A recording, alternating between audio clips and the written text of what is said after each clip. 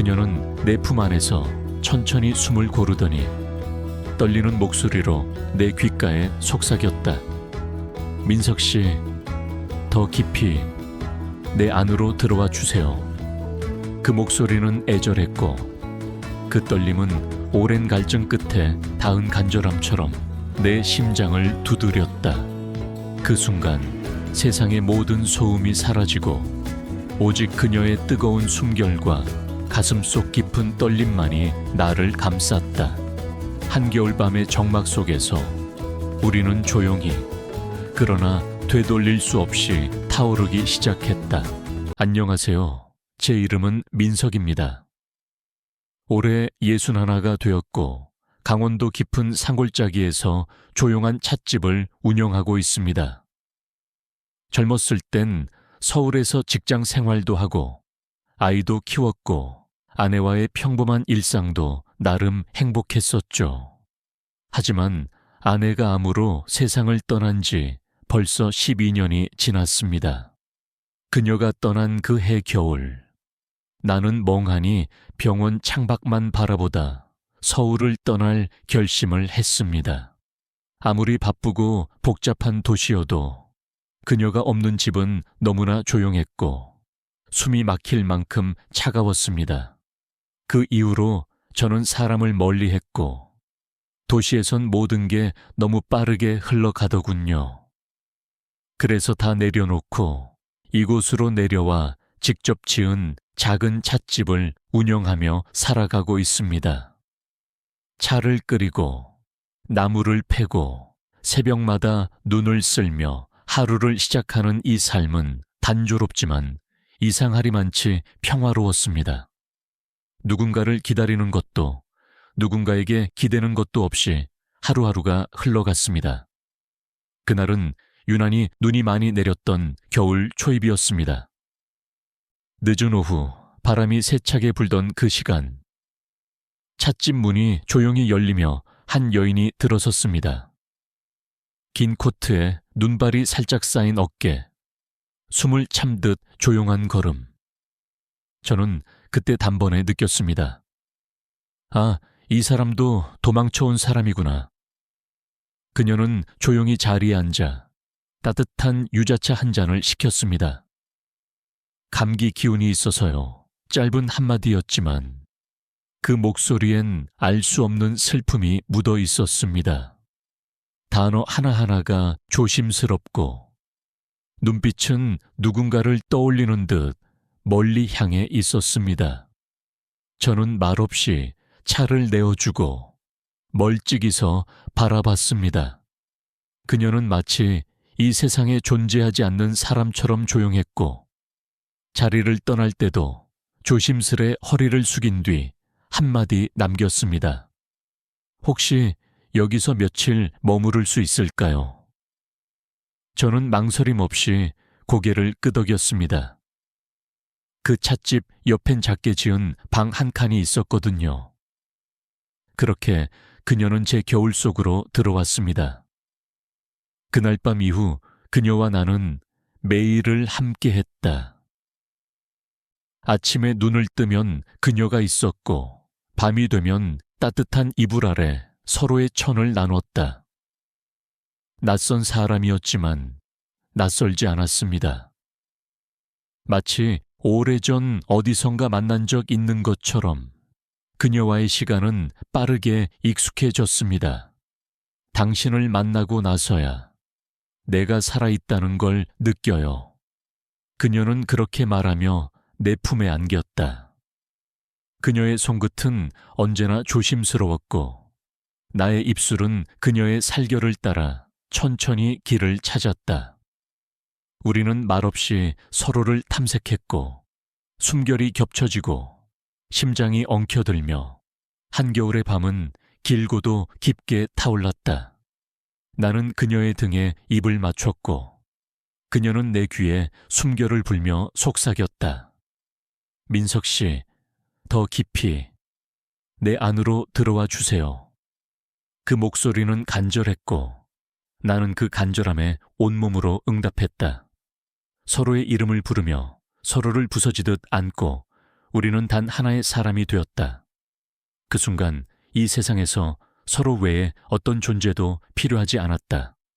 시간이 멈춘 듯 오직 그녀의 숨결만이 들렸다. 며칠 뒤 그녀가 말했다. 아버지가 편찮으세요.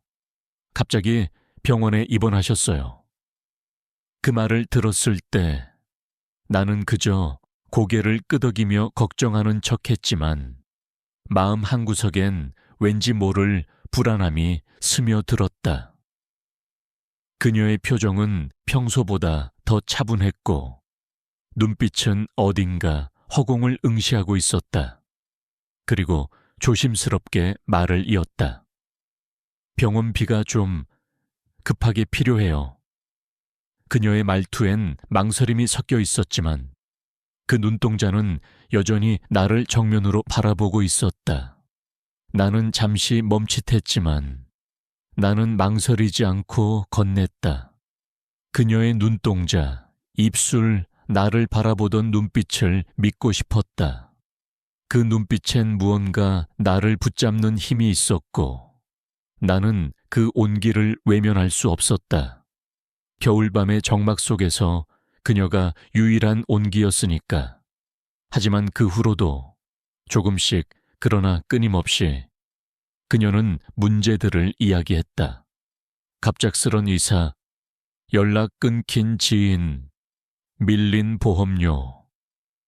그녀의 말은 하나같이 사실처럼 들렸고 나는 어느 순간부터 계산기를 꺼내는 대신 지갑을 꺼내 들기 시작했다. 어쩌면 그건 돈이 아니라 내 외로움을 채우는 대가였는지도 모르겠다. 그녀가 떠난 지 이틀 후 나는 우연히 그녀가 남긴 송화방을 정리하다 한 통의 편지를 발견했다.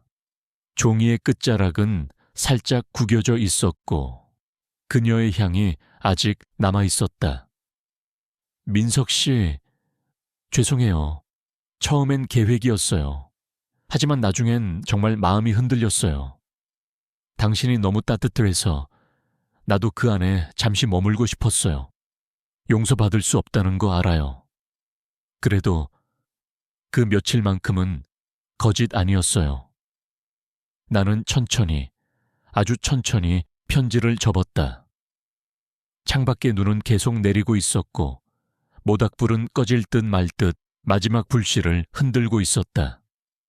손이 떨렸다. 가슴이 조여왔다. 처음엔 계획이었다.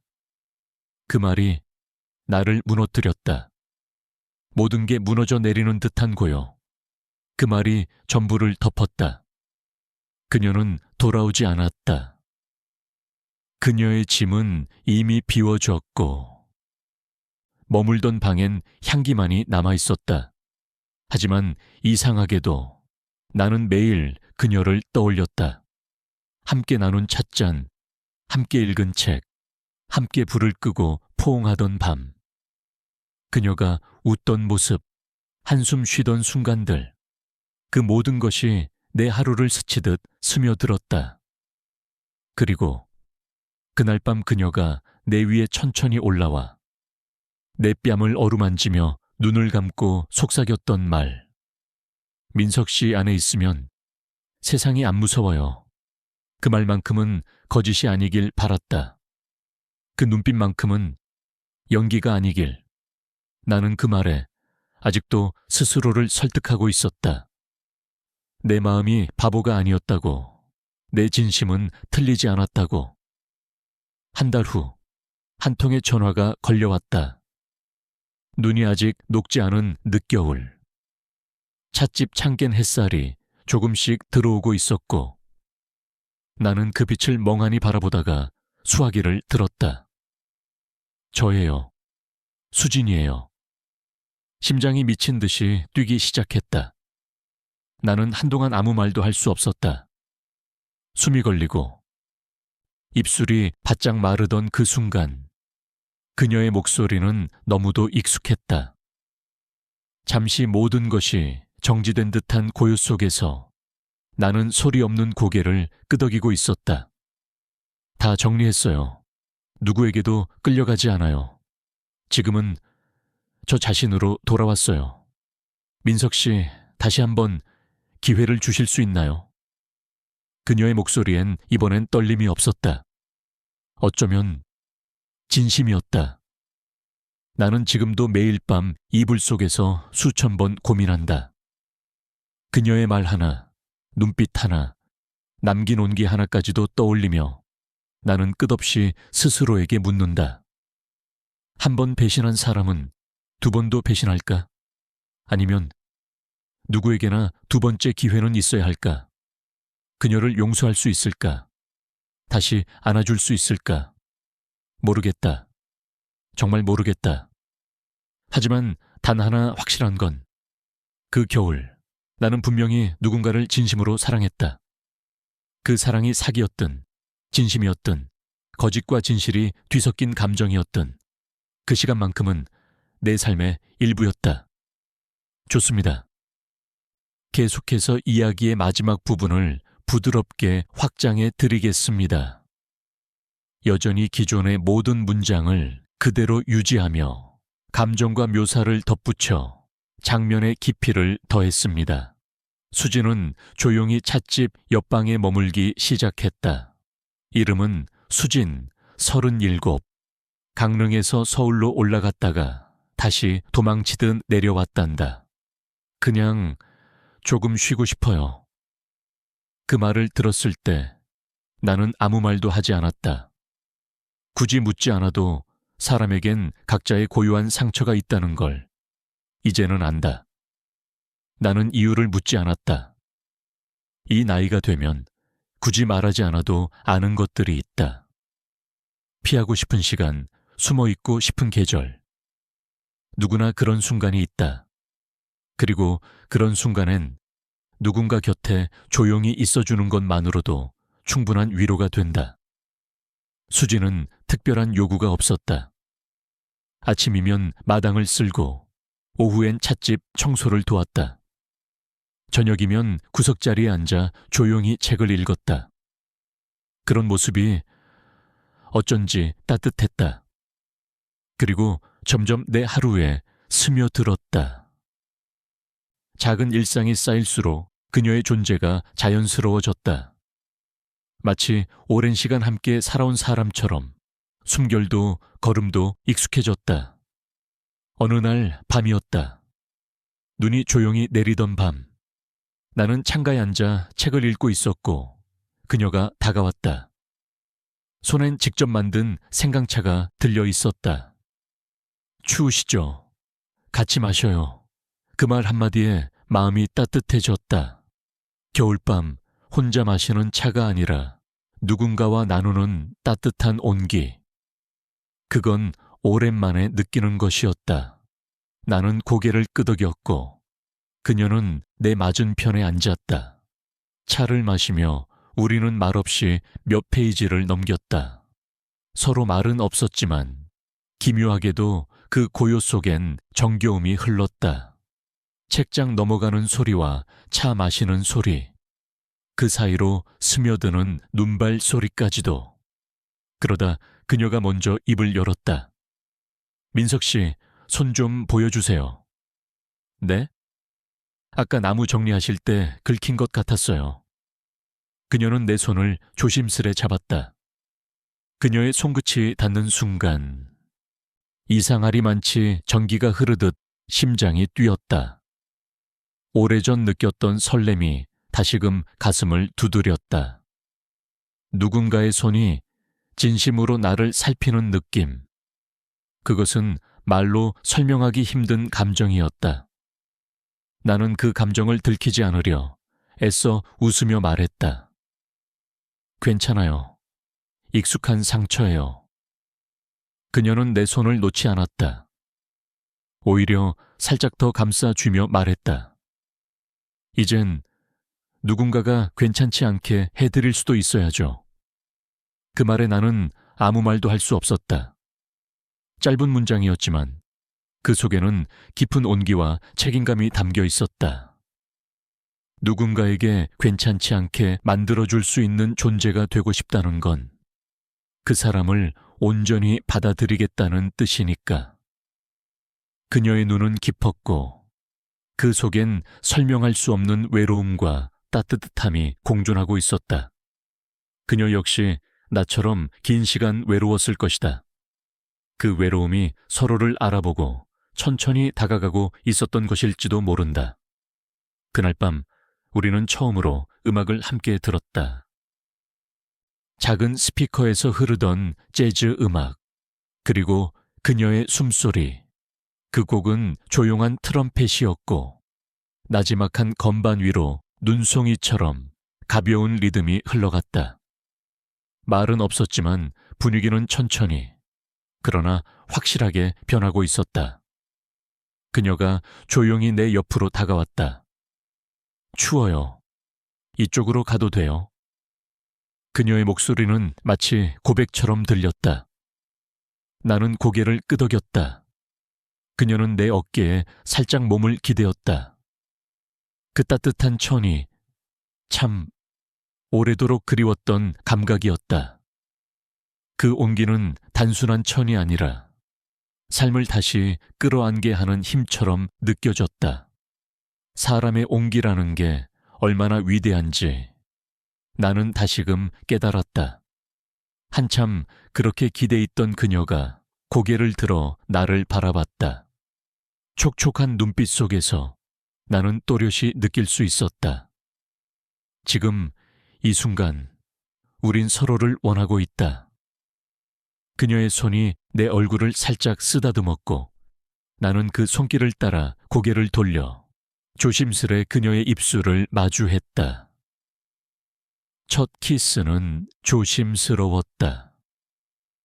그러나 그 안엔 수십 년간 쌓여온 외로움, 그리움, 갈증이 스며 있었다.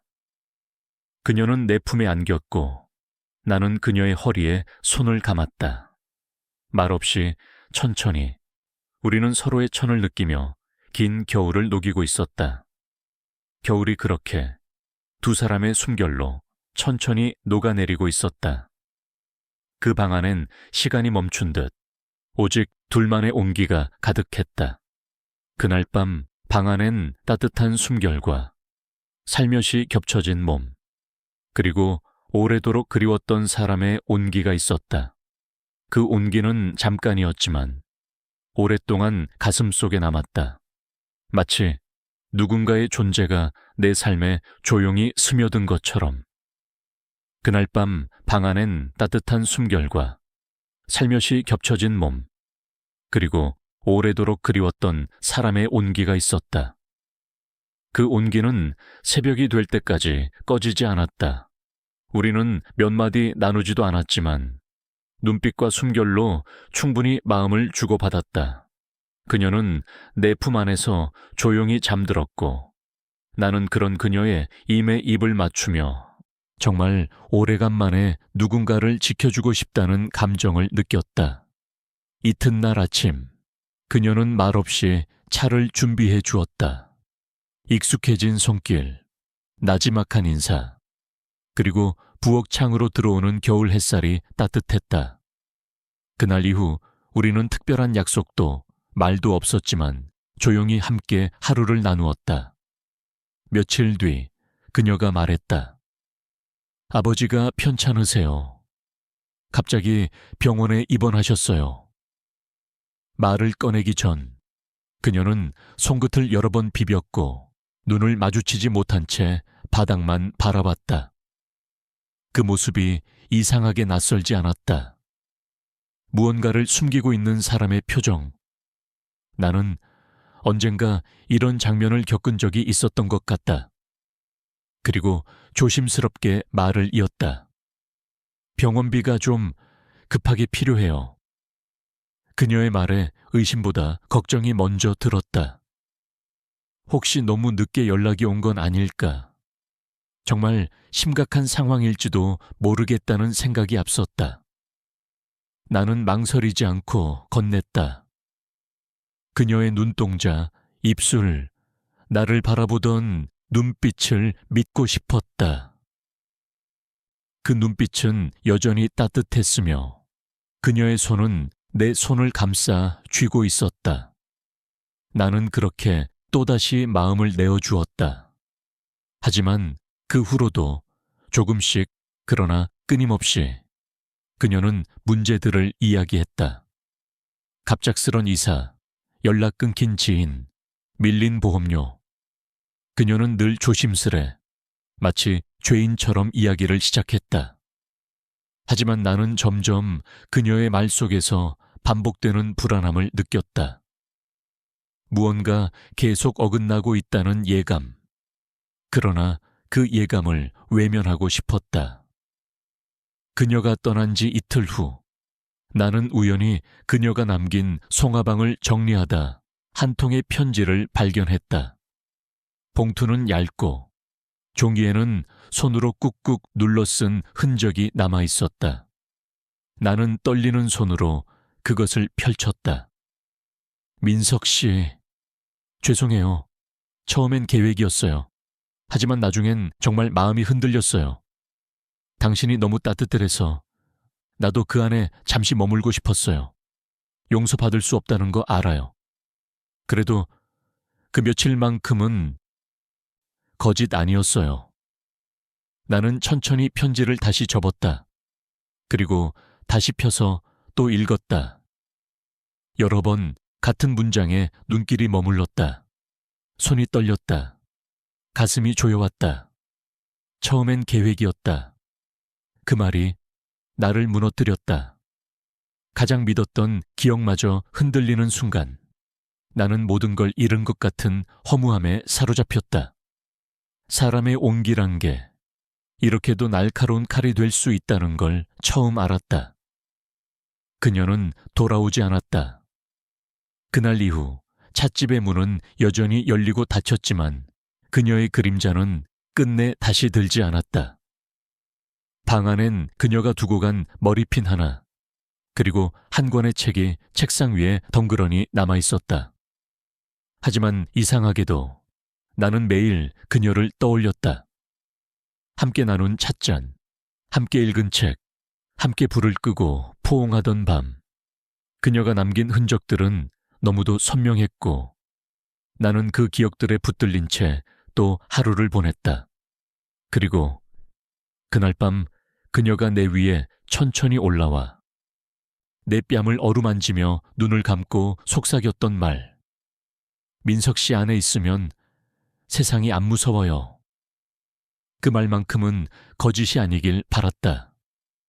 그 눈빛만큼은 연기가 아니길. 나는 적어도 그 순간만큼은 진심이었으리라 믿고 싶었다. 그녀 역시 외로웠을 거라고. 그 밤은 그녀에게도 위로였을 거라고. 한 달 후, 한 통의 전화가 걸려왔다. 바로 받지 못했다. 몇 번이고 진동을 바라보다가 심장이 쿵쿵 뛰는 걸 억누르며 조심스레 수화기를 들었다. 저예요. 수진이에요. 심장이 미친 듯이 뛰기 시작했다. 한동안 말이 나오지 않았다. 숨이 막히는 듯 목젖이 바짝 말랐다. 다 정리했어요. 누구에게도 끌려가지 않아요. 지금은 저 자신으로 돌아왔어요. 민석 씨, 다시 한번 기회를 주실 수 있나요? 그녀의 목소리는 낮았고 조용했지만 그 속엔 예전과는 다른 단단함이 있었다. 나를 다시 잡고 싶다는 의지, 그리고 진짜로 나를 보고 있는 목소리였다. 나는 지금도 매일 밤 이불 속에서 수천 번 고민한다. 베개에 얼굴을 묻고 자꾸만 되뇌게 된다. 한 번 배신한 사람은 두 번도 배신할까? 아니면 누구에게나 두 번째 기회는 있어야 할까? 그녀를 용서할 수 있을까? 다시 안아줄 수 있을까? 모르겠다. 정말 모르겠다. 하지만 단 하나 확실한 건 그 겨울 나는 분명히 누군가를 진심으로 사랑했다. 그 계절은 지나갔지만 그 사랑만큼은 아직 내 안에 머물러 있다. 사람이 사람을 진심으로 품은 기억은 절대로 눈처럼 녹아 사라지지 않는다.